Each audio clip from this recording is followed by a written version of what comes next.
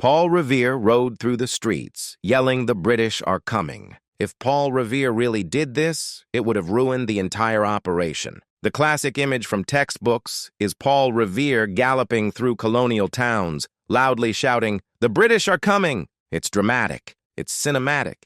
It's also completely wrong. In fact, Revere never even finished the ride. He was detained by British troops before reaching Concord, and it was Prescott who carried the warning the rest of the way. The real operation was far more organized, subtle, and risky than the dramatic version we grew up with. Here's what really happened. Revere's midnight ride in 1775 was a covert mission designed to warn Patriot leaders that British troops were moving toward Concord. Most colonists still considered themselves British, so yelling, "The British are coming," would have confused people, and worse, alerted actual British patrols. In reality, Revere used quiet, targeted warnings, knocking on doors and giving the message privately. The regulars are out, meaning the king's soldiers were on the move. Even more surprising, Revere wasn't the only rider. He was one of dozens, including William Dawes and Samuel Prescott, who spread the alarm across Massachusetts. The myth survives because it's simple and easy for the public to spread. But the true story is a network of coordinated patriots, not one heroic man yelling in the night. The first Thanksgiving was a happy, harmonious feast. In reality, it was a fragile political alliance built on desperation. Most of us picture the first Thanksgiving as a warm, peaceful meal where pilgrims and Native Americans came together in mutual friendship. The truth is far more complicated. In 1621, the Wampanoag people didn't join the feast because of goodwill. They joined because they had a political motive. Their population had been devastated by European diseases, and they saw the Pilgrims as potential allies in a region where rival tribes threatened their security. Even the feast itself wasn't planned the way the myth suggests. The Wampanoag arrived armed and in large numbers after hearing gunfire from the Pilgrims, unsure whether it signaled celebration or conflict. The only reason the gathering became peaceful at all was because both sides knew they couldn't afford a fight at that moment. The Pilgrims, meanwhile, were starving, struggling to survive, and needed indigenous knowledge to keep from collapsing entirely. The gathering was less holiday celebration and more temporary diplomatic truce, and it didn't last. Within a generation, alliances broke down, violence erupted, and the same colonists who once celebrated with the Wampanoag participated in the policies and conflicts that pushed native nations off their land. Thanksgiving as we imagine it today, warmth, unity, harmony, was an invention of the 19th century. The actual event was a brief, politically fragile pause in a long, difficult history. Cowboys were handsome white men riding into the sunset. In reality, the real American West was far more diverse. Hollywood turned the cowboy into an American icon, gritty, rugged, white, and stoic. But historical records paint a very different picture. After the Civil War, an estimated 1 in 4 cowboys was black, many of them formerly enslaved men who brought exceptional skills in cattle handling. Latino vaqueros, who had been herding cattle in the Southwest long before Texas existed, shaped nearly every aspect of cowboy culture, from roping to riding techniques. There were also Native American cowboys, and a significant number of cowboys were teenagers, and the day-to-day reality was nothing like the romanticized version. Most cowboys spent long, grueling hours in harsh weather, sleeping on the ground, and driving cattle for miles with little pay or recognition. The myth of the lone white hero only emerged later, when dime novels and early films rewrote the West into something simpler and more marketable.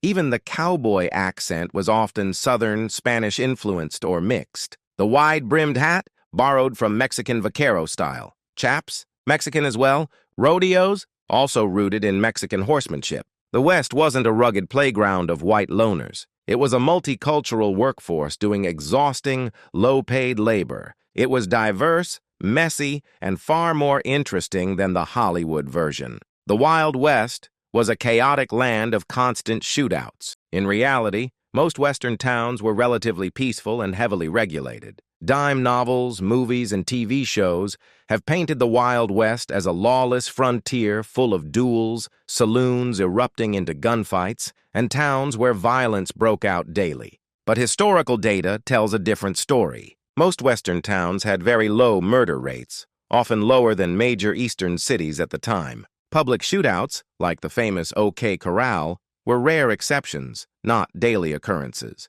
Towns often had strict gun regulations requiring visitors to check their weapons with the sheriff when they entered. Many frontier towns even hired additional lawmen during peak cattle driving seasons because they expected rowdy behavior, not deadly violence. And while weapons were common, most residents understood that constant gunfights would destroy the very towns they were trying to build. So social pressure, not just laws, kept everyday life surprisingly orderly. Places like Dodge City and Tombstone had more violence than average, but even then, it wasn't the non-stop chaos we imagine. Most conflicts involved gambling disputes, drunken arguments, or economic tensions, not epic pistol duels at high noon. The myth survives because the dramatized version is entertaining, but the real West had sheriffs, courts, ordinances, and communities trying to build stability, not movie-style anarchy. The American Revolution was a unified struggle of patriots versus Britain. In reality,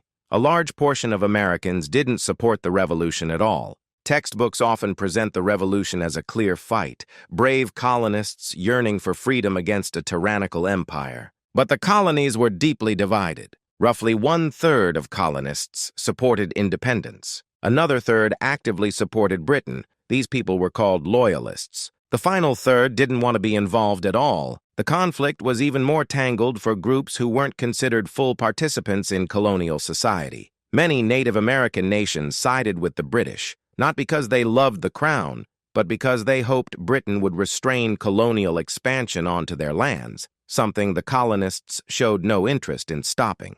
Enslaved people also faced impossible choices. Thousands fled to British lines after being promised freedom, while others were forced to fight for patriot militias by the very people who kept them in bondage. When you look at the revolution from these angles, the story becomes far less like a clean struggle for liberty and far more like a fractured, multi-sided conflict where different groups pursued survival in the best way they could. Abraham Lincoln was a pure, modern champion of racial equality. In reality, Lincoln's views were complex, evolving, and not always aligned with modern ideals. Lincoln is often taught as a flawless symbol of racial justice. And yes, his leadership preserved the Union and ended slavery. But the real Lincoln was a man shaped by his time, with views that changed dramatically over his life. Early in his career, Lincoln made statements saying he did not support social or political equality between black and white Americans. He opposed slavery morally, but initially believed in containment rather than immediate abolition.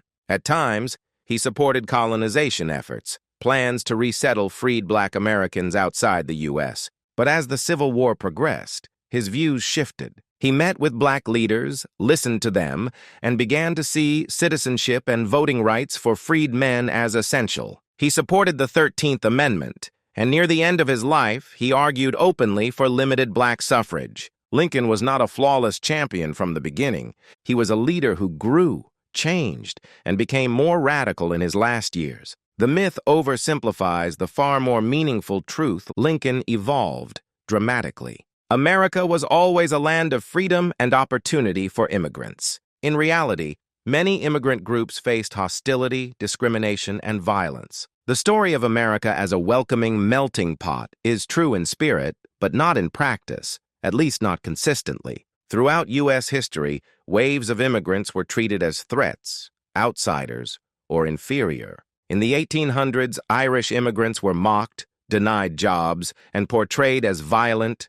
drunken, and unintelligent. Chinese immigrants faced brutal exclusion, lynchings, and the Chinese Exclusion Act, America's first law banning immigration by nationality. Eastern and Southern Europeans were once considered racially other and were targeted by the Ku Klux Klan and anti-immigrant political movements. Mexican families living in the Southwest faced dispossession and intimidation after the Mexican-American War. Even Ellis Island, the symbolic gateway to America, was a place where many were detained, interrogated, or deported. The U.S. eventually became more inclusive, but the path was rocky, inconsistent, and shaped by repeated waves of xenophobia. The myth of constant openness is comforting. The reality is far more complicated and includes history often overlooked. The Civil War was fought over states' rights. In reality, the right the Southern states were fighting for was slavery,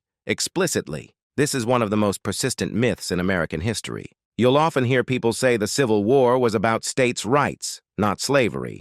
But if you read the secession documents the Southern states wrote themselves, the motive is unmistakable. Mississippi stated clearly, "Our position is thoroughly identified with the institution of slavery." Texas declared that slavery was essential to maintaining civilized society. South Carolina argued that the federal government's refusal to enforce slaveholder demands justified leaving the Union. Southern leaders openly argued that slavery wasn't just a regional institution, it was the foundation of their economic future for the entire country, and they intended to expand it westward as new states entered the Union. In their view, a nation that restricted slavery's growth threatened their entire social order and long-term political power, making secession, to them, not just an option, but a perceived necessity. The states' rights argument was created later as a political rebranding tool, an attempt to soften the Confederacy's image in the decades after defeat. The truth is clear in the historical record. The Confederacy seceded to protect slavery, and the war was fought over that institution's future.